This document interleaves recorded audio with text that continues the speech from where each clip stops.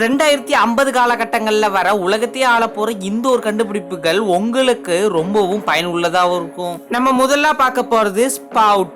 அதாவது இந்த உலகத்துல நிறைய பேருக்கு இன்னைக்கு வரைக்கும் தண்ணி கஷ்டங்கள் இருந்துகிட்டே இருக்கு.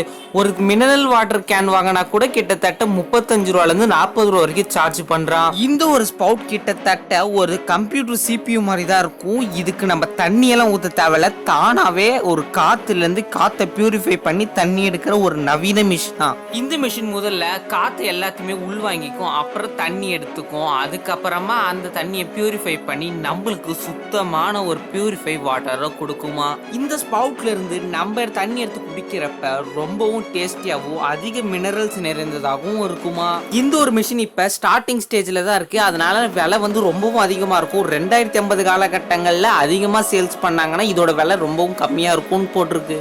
நம்ம ரெண்டாவதா பார்க்க போறது ஃப்ளையிங் வேல்ஸ். அதாவது இது ஒரு பெரிய ஏரோப்ளைன் மாதிரியே இருக்கும். இந்த ஒரு ஏரோப்ளைன் என்ன பண்ணும்னா, எந்த இடத்துலலாம் இந்த ஹாஸ்பிட்டல் மெடிக்கல் வசதி இல்லையோ அந்த இடத்துலலாம் இந்த ஒரு பிளைன் போய் நிற்கும். அதுக்கு கீழே இருந்து கண்டெய்னர்ஸை இறக்குவாங்களாம். அந்த ஒரு கண்டெய்னர் பெரிய ஒரு ஹாஸ்பிட்டல் ஃபெசிலிட்டியை தருமா. இந்த ஒரு ஃபெசிலிட்டி மூலமா எந்த இடத்துலலாம் ஹாஸ்பிட்டல் மெடிக்கல் வசதி இல்லையோ அவங்கெல்லாம் போய் சீக்கிரமா ட்ரீட்மெண்ட் பார்த்துக்கலாம். ரொம்ப தூரம் போய் ஹாஸ்பிட்டல் போகிறதுக்கு தேவையில்லை. நம்ம மூணாவதா பார்க்க போற கண்டுபிடிப்பு தான் இந்த ஒரு ஏர் கார். அதாவது காரோட வசதிகள் வந்து அதிகமாயிட்டே போறதுனால இந்த ஒரு ஏர் கார் அப்படின்ற ஒரு பெரிய நவீன மிஷினை தான் கொண்டு வந்திருக்காங்க. இந்த ஒரு காரு பறக்கிறதுக்காக கிட்டத்தட்ட 4 ரோல்ஸ் ரைஸ் இன்ஜினை வந்து பொருத்தப்பட்டிருக்கான். இந்த ஒரு கார் வந்து கீழே மட்டும் போவாது, மேலையும் பறக்குமா. கிட்டத்தட்ட ஒரு பிரைவேட் ஹெலிகாப்டர் மாதிரி. யாருக்கெல்லாம் ஒரு இடத்துக்கு சீக்கிரம் போகணும்னு நினைக்கிறாங்களோ அந்த ஒரு இடத்துல எப்போ பார்த்தாலும் ஹெலிகாப்டர் போக முடியாது. அதுக்கு பதிலாக இந்த மாதிரி ஒரு கார் வசதி வந்ததுன்னா சீக்கிரமாகவே நம்ம அந்த ஒரு இடத்துக்கு போயிடலாம்ல. அப்போ என்ன நினச்சி பாருங்க, 2050 காலகட்டத்துக்கு அப்புறம் நிறைய பேர் இந்த மாதிரி ஒரு காரை வாங்கினாங்கன்னா நிறைய பேர் சீக்கிரமாகவே அவங்களோட ஒரு இடத்துலேருந்து இன்னொரு இடத்துக்கு சீக்கிரமாக போயிடுவாங்க. இது சிம்பிளாக பறக்கும் கார் அப்படின்னு சொல்லிட்டு இருக்காங்க. இப்போ கூட நிறைய சயின்டிஸ்ட் வெளிநாட்டில் இதை பற்றி ரிசர்ச் பண்ணிட்டு இருக்காங்க. இது வந்து ஒரு ஸ்டார்டிங் ஸ்டேஜில் தான் இருக்குது, இன்னும் இது வந்து டெவலப்டு ஆகல, டெவலப்பிங் தான் ஆகிட்டு இருக்கு. ஆனால் நினச்சி பாருங்கள், எவ்வளோ பெரிய ஃபாஸ்டஸ்ட் பைக்காக இருந்தாலும் டிராஃபிக்கில் நிற்கணும். ஆனால் வானத்தில் எந்த ஒரு டிராஃபிக்குமே இருக்காது, நம்ம சீக்கிரமாக நம்ம நினச்ச இடத்துக்கு போயிடலாம். இந்த ஒரு வீடியோவில் நம்ம அடுத்ததா பார்க்க போறது 4AGR1 அப்படின்ற ஒரு ரோபோட்.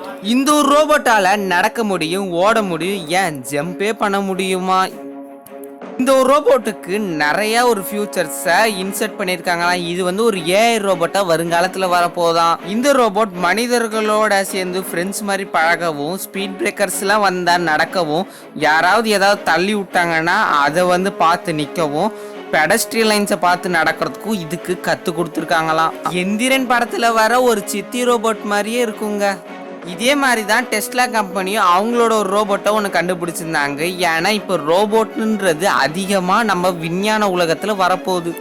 அந்த ஒரு ரோபோட் இதோட ரொம்ப அட்வான்ஸான ரோபோட். அதால் பேச முடியும், யாராவது எதாவது பண்ணாங்கன்னா அதுக்கு திரும்பி ரியாக்ஷன் காமிக்க முடியும். எக்கச்சக்கமான ஃபியூச்சர்ஸோட இந்த ஒரு ரோபோட் வருங்காலத்தில் வரப்போதான்.